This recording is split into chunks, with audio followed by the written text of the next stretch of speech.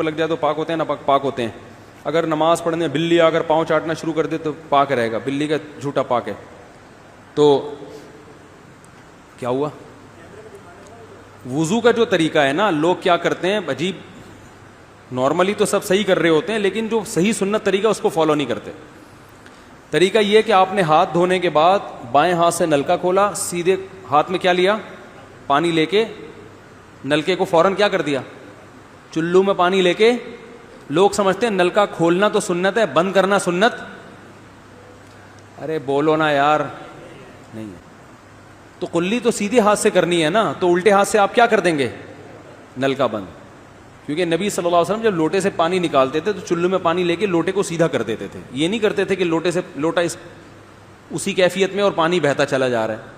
تو آپ نے نلکے کو لیفٹ ہاتھ سے کھولا اور چلو میں پانی لیا اور فوراً نلکے کو کیا کر دیا؟ بہت زور سے بھی بند نہ کریں، اس کا واشر خراب ہو جاتا ہے، بس آرام سے بند کر دیا. کیونکہ وہمی ہوں گے نا، وہ یوں کر کے کرتے رہیں گے، نلکے توڑ دیتے ہیں کہ بھئی ایک قطرہ بھی ضائع ہو گیا تو قیامت کے دن کہیں جہنم میں نہ پھینک دیں ہمیں، اس لیے پورے کوئی نمی بھی نہ آئے. تو تھوڑا سا بند کر دیں، ایک آدھ قطرہ ٹپکنے سے کچھ نہیں ہوتا. یہ لیا آپ نے، منہ میں کلی کی، مسواک کی، مسواک نہیں ہے تو انگلی سے دانت صاف کیے، غرارہ بھی کیا اگر روزہ نہیں ہے، ٹھیک ہے. پھر نلکا کھولا، پھر بند کیا، پھر کلی، اس طرح. پھر نلکا کھول کے دائیں ہاتھ میں پانی لیا، ناک میں نرم حصے تک پانی پہنچا کے اچھی طرح ناک کو صاف. اور نلکا پہلے وہ ویسے ہی بند ہو چکا ہے، اب ناک کو اچھی طرح صاف کریں سامنے والے کا خیال کر کے. آئی بات سمجھ؟ سامنے تو یہ نہیں ہوتا، وہ ہوتا ہے سامنے، اس کا زیادہ خیال کرنا پڑتا ہے کیونکہ بس زیادہ تفصیل میں نہیں جاتا ہوں. تو چھوٹی انگلی سے اچھی طرح ناک کو صاف کیا، اس کی رطوبتیں نکالی، ٹھیک ہے. پھر نلکا کھولا، دوبارہ پانی لیا، پھر اسی طرح ناک میں بولو بھائی ڈالا، اور نلکا اسی وقت جب چلو میں پانی بھر گیا نلکا اسی وقت کیا کر دیا. اللہ نے دو ہاتھ اسی لیے دیے ہیں کہ اس سے نلکا بند کیا جائے اور اس سے کیا کیا جائے؟ کھولا جائے. تو پھر یوں کیا، پھر 3 دفعہ. 6 چلو پانی خرچ ہوا نا، چلو اس کو کہتے ہیں، 6 چلو پانی خرچ ہو گیا. پھر آپ نے کیا کیا؟ نلکا کھولا لیفٹ ہاتھ سے. جو اصل طریقہ ہے وہ تو یہ ہے، سیدھے ہاتھ میں پانی لے کے نلکا بند کیا اور سیدھے ہاتھ سے پانی پیشانی پہ ڈال کے دونوں ہاتھوں سے پھیلا لیا. 3 دفعہ اس طرح کیا. اس پہ عمل نہیں ہوتا تو پھر اتنا کر لو کہ دونوں ہاتھوں پہ کیا لے لو؟ نلکا کھول کے پانی لے کے پیشانی پہ ڈالو اور فوراً نلکا کیا کر دو؟ بند کر دو، اور پھر ہاتھوں سے اچھی طرح اس کو ملو. سمجھ میں نہیں آ رہی بات؟ تو یہ عمل کتنی دفعہ کیا؟ نلکا ہر دفعہ میں بند ہو رہا ہے. ہمارے یہاں جس ٹائم پہ نلکا کھلتا ہے تو جب تک وضو مکمل نہیں ہو جاتا بند ہونے کا نام نہیں لیتا. 3 دفعہ آپ نے منہ اچھی طرح دھو لیا. داڑھی ہے تو اس میں کیا کر لیا؟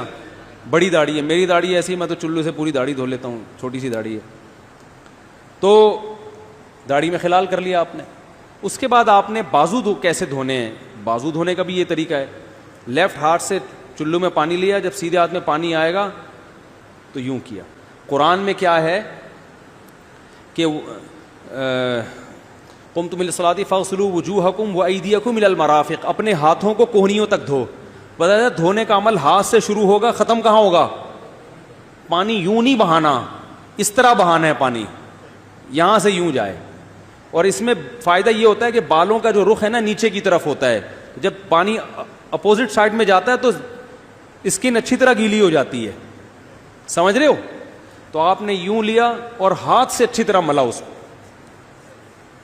ملنے پہ زیادہ زور لگانا ہے، ہم پانی پہ زیادہ زور لگا رہے ہوتے ہیں.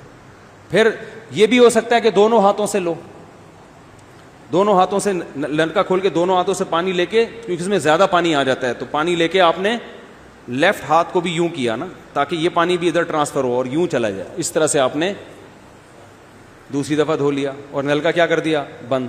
پھر تیسری دفعہ بھی ایسا ہی کیا. یہ جو ہوتا ہے نا یوں یوں یوں کر کے رگڑے لگا رہے ہیں نلکے کے نیچے ایسے، یہ نہیں ہوتا، یہ سنت طریقہ نہیں ہے. نبی جس برتن سے وضو کرتے تھے تو اس طرح چلو میں پانی لے کے اس طرح وضو کیا کرتے تھے. غسل اسی طرح ہو جاتا تھا. تو اب پھر لیفٹ میں بھی ایسے ہی ہے، لیفٹ میں پانی ڈالا اور سیدھے ہاتھ سے سہارا لے کے کیا کیا, دونوں ہاتھوں کا پانی ادھر آ جائے گا, ایک دفعہ دھل گیا, اچھی طرح مسئلے کونیوں تک پہنچ جاتا ہے, اور پریکٹس کے بعد تو بہت اچھا ہو جاتا ہے. اس کے بعد آپ نے کیا کیا, سر کے بالوں کا مسا. سر کے بالوں میں جو یہ ہے, یہ طریقہ کچھ بھی نہیں ہے, کہیں بھی ثابت نہیں ہے. سیدھا سیدھا آپ نے ہاتھ گیلے کیے, پیچھے لے گئے.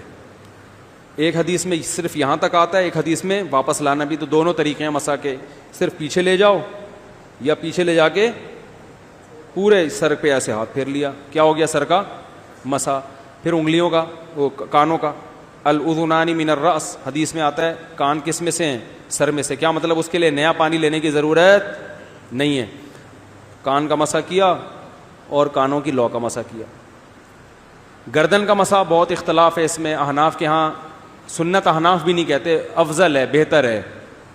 سنت کے لیے جتنی مضبوط دلیل ہونی چاہیے وہ گردن کے مسا پہ نہیں ہے, اس لیے احناف کا بھی فتویٰ یہی ہے کہ بہتر ہے کر لو, سنت نہیں, زیادہ زیادہ اس کو مستحب کہا جائے گا. تو گردن کا مسا کر لیں تو بھی ٹھیک ہے, نہیں کریں بولو بھائی ٹھیک ہے. لیکن یہ جو یہاں کا مسا نہیں ہوتا, بعض لوگ پوری گردن کو یوں کر کے لا رہے ہوتے ہیں, ایسا نہیں ہے.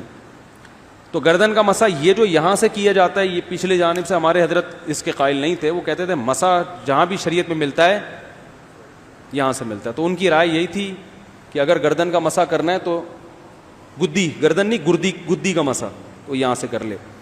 لیکن یہ کوئی نہ سنت موقدہ ہے نہ کوئی زیادہ تاکید ہے اس کی, کوئی کرے ٹھیک ہے, نہیں کرے تو بھی ٹھیک ہے.